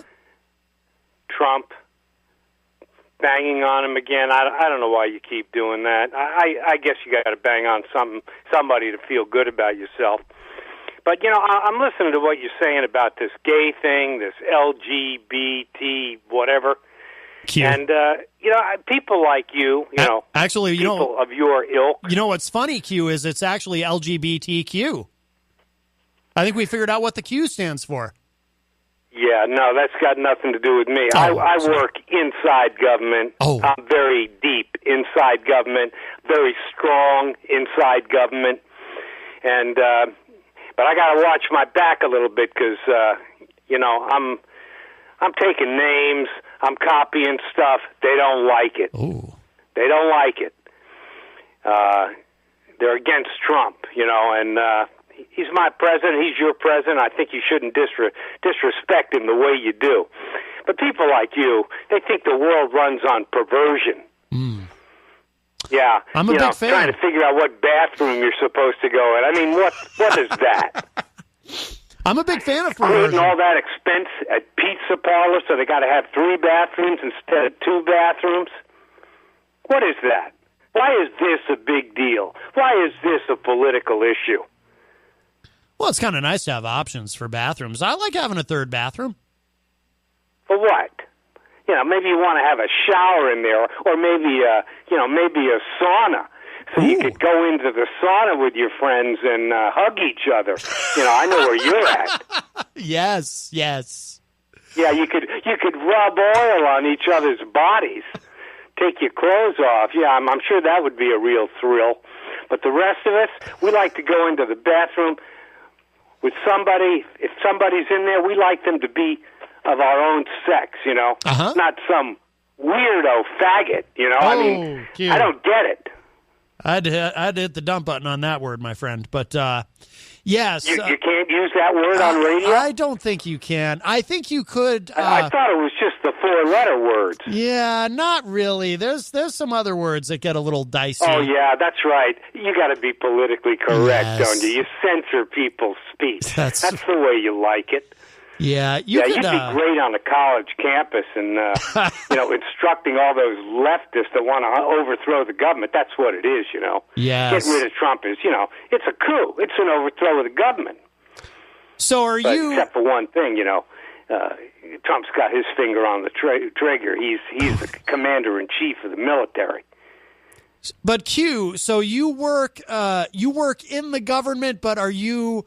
You said deep in the government, but you're not part of the deep state, deep. Right? You couldn't get any deeper than I'm in. Oh my goodness! You know, I'm deep. You're all the way strong. You're all the way in, deep and strong. I'm all the way in. Wow! You got no idea, pal. You got no idea. That's And I'm getting all the information. I'm getting it all together. I'm organizing it, and I'm going to be exposing a lot of people that have pulled the wool over everybody's, you know, all the Democrats, you know, they believe all this crap about Trump. Yes. You know, Trump's colluding with the Russians. You know, what the hell is that? What does that mean? Fred Bonig. That means he talked to the Russians? That's colluding? Fred Bonig in the Facebook live chat says he works in the sewer plant deep. I don't think you work in the sewer plant, Q. Fred Bonig. I don't know who that guy is. Is he one of your communist friends? Yes, he is. Oh. Yeah, I'm sure. You know, well, you know, why does that not surprise me? Have you ever thought about making some friends, you know, with real Americans, red-blooded Americans that don't want to go into a bathroom, you know, that isn't politically correct for them? You know, you know, it's got to be gender correct, right? Well, I think if you're a truly red-blooded American, a confident red-blooded American, you can go in a bathroom and hug other men or in a sauna or whatever and be fine with it. Yeah, why does that not surprise me that you would say that? Why does that not surprise me? I mean, John Hopwood is here. He and I have embraced in many a sauna over the years. I'm John sure. C. Hopwood. I'm sure. John C. Hopwood, And yes. it must be very, very exciting for you to go into a pizza parlor and go into their sauna and take your clothes off and rub oil into Mr. Hopwood's body. I'm sure that really turns you on, doesn't it? Well, I wouldn't say that. Now you're making it into something that it's not Q. It's just. Well, I just want to know where it's going to end. Where is the perversion going to end? Do we have to have? What if people don't have any sexual preference? What if they're asexual? They don't want to have sex. They never wanted to have sex. Do we have to have a fourth bathroom for them? Ooh, that's where a are good they going to go? That's a good idea. Out in the street? That would create jobs because then, all these contractors got to construct all these additional bathrooms. Yeah. More jobs. Your partner there, he's got a television program, and he he called me. He said he wants me to go on his program. But, explain to him, I can't do that. I can't reveal myself. Yes, you cannot reveal it your would be identity. very dangerous for someone like me to be unmasked. You know what I'm saying? Yes. Yes. Kind of like Joe Kelly Lavassa when he so was the other I've got guy. to be careful about that kind of thing. You go ahead with your program and you talk about these places that they need 3 bathrooms and 4 bathrooms and, who knows what they need. This is not interesting. It's not interesting, and Trump is trying to straighten this country out, and it's not really working 100% of the time. Well, that's true. Unfortunately. Well, we agree on that, Q. My goodness. Fred Bonig says... There's a few stragglers out there that, they can't accept having a real man in the White House. They can't deal with it. Yes. Yeah, a religious man, a man that respects religious, Judeo-Christian religious thinking, which, mandates a bathroom for a man and a bathroom for a woman. And women separated during that time of the month. Yes. I wouldn't use the word mandate. Yeah, what are we going to have, a 5th bathroom for them? Well, that's a Come great on. idea. Well, Get real. Get real. That's all I got to say today. Goodbye. All right, Q. Thank you so much. So, Q, of course, apparently he is deep and strong in our government. Fred says, I guess Q is always looking into a urinal next to him to make sure, huh? Oh, my goodness. Well, I don't think Q's a real American. I don't think he would be peering into urinals. But I do want to play this audio from rightwingwatch.org. Pat Robertson also apparently has some thoughts on this initiative. And I'm just looking at the title of this, and I cannot wait to hear it. So this is what Pat Robertson has to say. He's always enlightening. The thing about the homosexuals is they are willing to destroy lives and destroy the whole fabric of society. Oh my! So long as they and their weird way of doing sex is legitimized. That's what they want, and they will take away everything. They'll destroy marriage. They'll destroy families. They'll destroy in this case, the foster children. They're willing to tear down the entire edifice in order to have the majority of people recognize the way they do sex. That's what it amounts to. And 1%, ladies and gentlemen, get it, 1% of the country, from what we understand, are lesbian, 2% are homosexuals. And that is all. And yet that 2% and 1% are taking charge of the rest of us because they're so vocal and so taking charge, authoritative, and they apparently dominate these legislative bodies. I think if Christians begin to speak out and insist that if some politician goes along with the gay agenda, that they're going to be voted out of office. And once they get that message, they'll start saying, well, we want to listen to the majority of the people in our society. Until they do, that small minority is going to be dominating everything we do in every aspect of our lives. Mark my word, it's going to happen.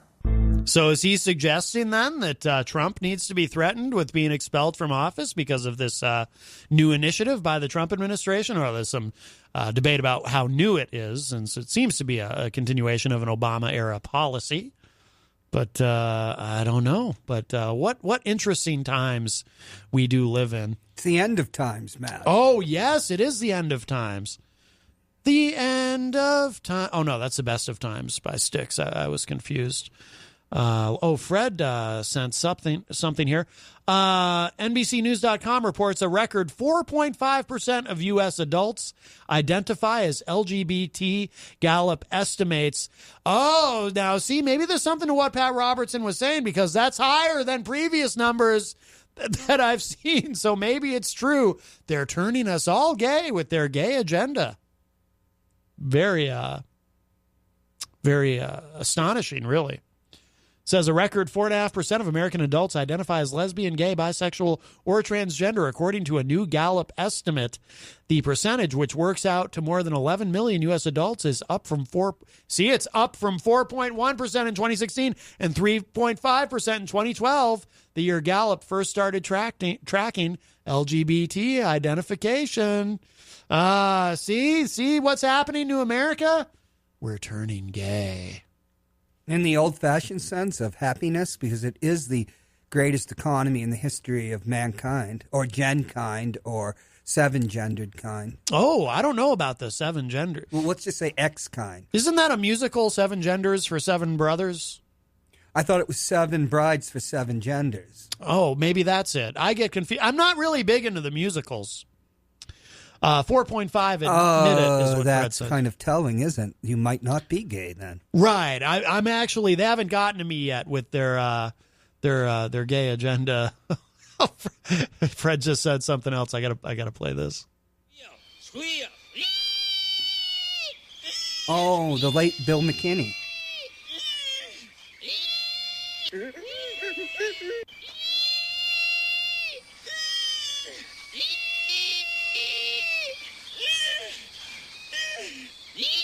All right, anyway, you get the idea. That's a squeal like a pig.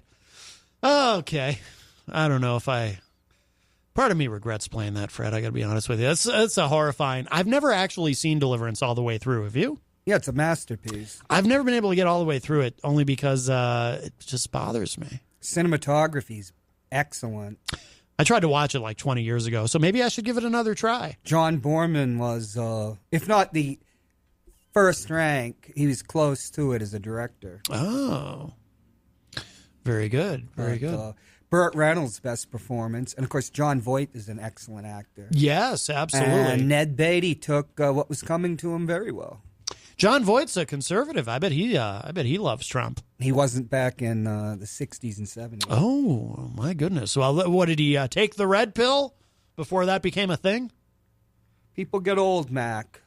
Mm-hmm.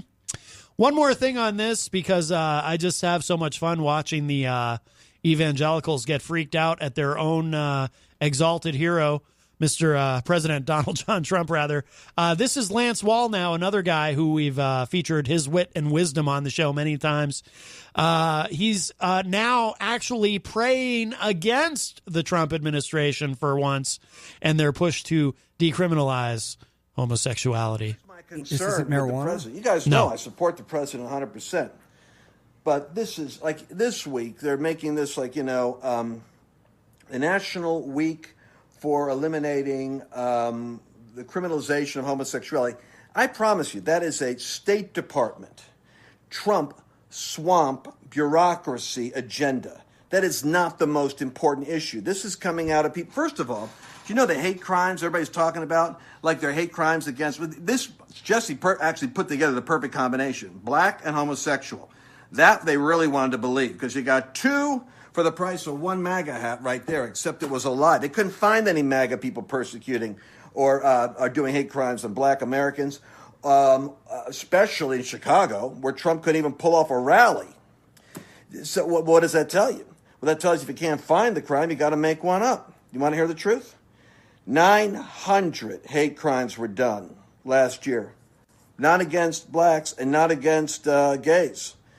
Gays are celebrated everywhere, from Hamilton on Broadway to the Tony Awards to the Academy Awards. There's no group that is more lifted up and celebrated and promoted than the LGBT movement. It's the opposite of persecution. You want to know what persecution is?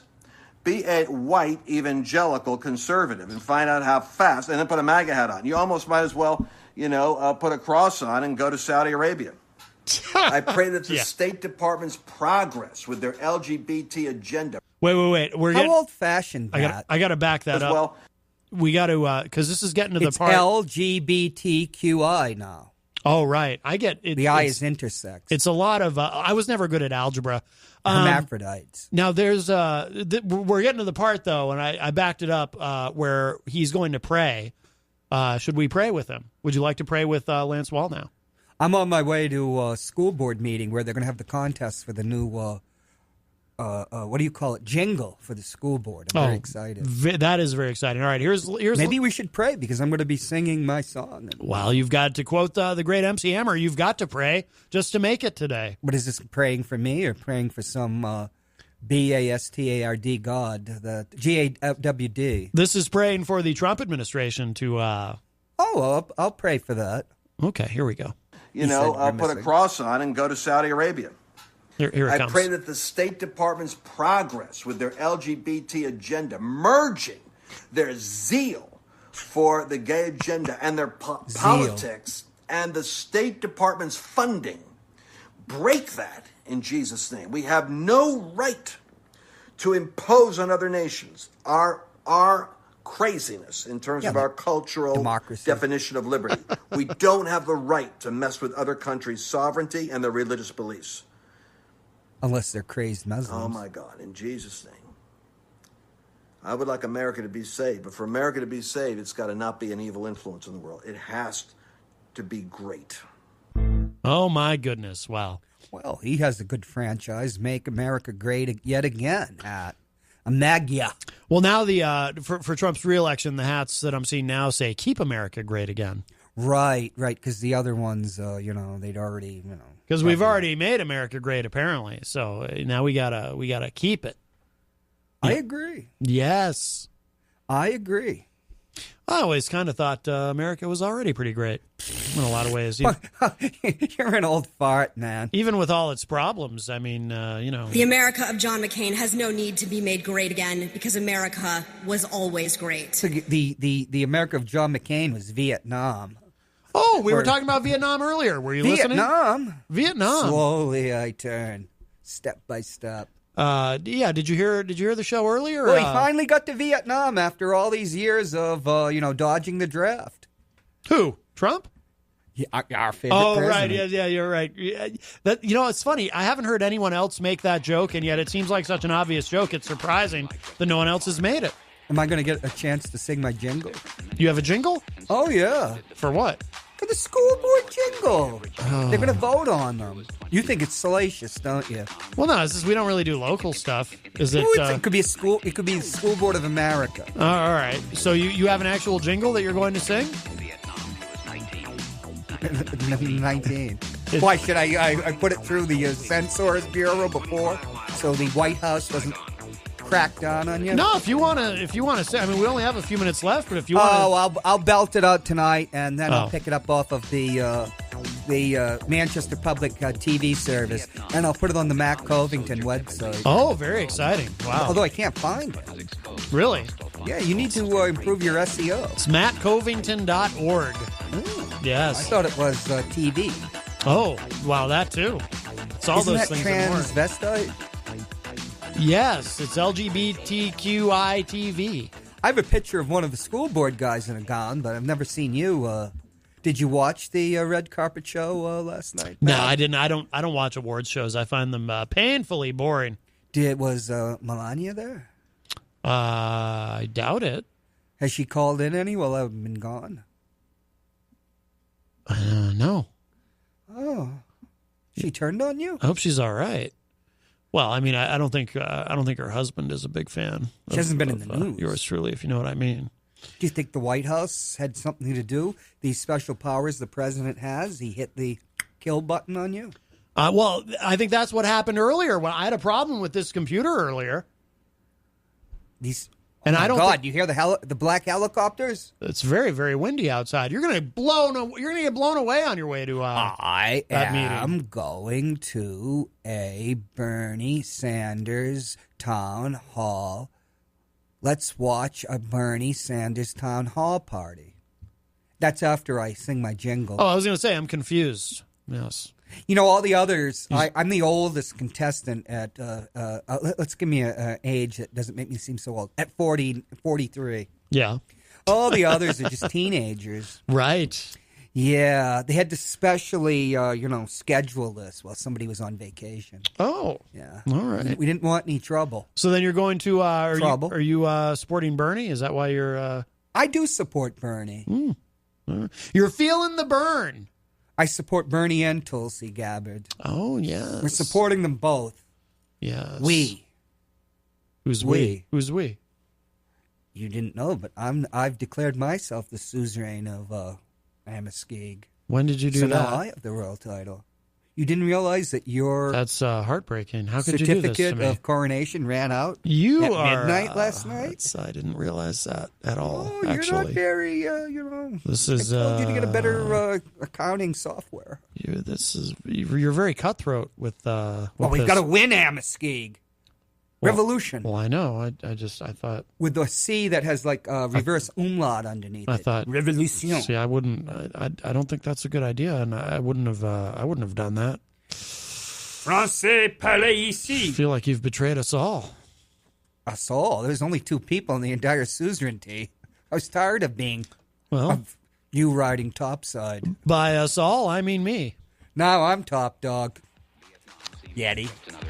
All right. 19. Well, we got to wrap up. We are out of time, but let us pray for President Trump in Vietnam. Our favorite president who art in office, hallowed be thy name. Yes. Thy Trump Tower. I can't think of anything after that because I don't remember the Lord's Prayer. Me neither. Thy Trump Tower be done in kingdom come. In Russia, as it is in Manhattan. Very, very nice. Very nice. Yes. We'll come up with something. All right, we got to go. Thank you, Dave Ridley, for calling in earlier. Thank you, Peter Galinis, for calling in. And thank you to Hugh. You're 18. So beautiful, and you're mine. Is it 8? That's part of my jingle. Oh, very, very good. All right, we got to go. If you missed any part of today's show, it'll be up in just a little bit. WMNHradio.org. I'll catch y'all a little bit later. Bye, everybody.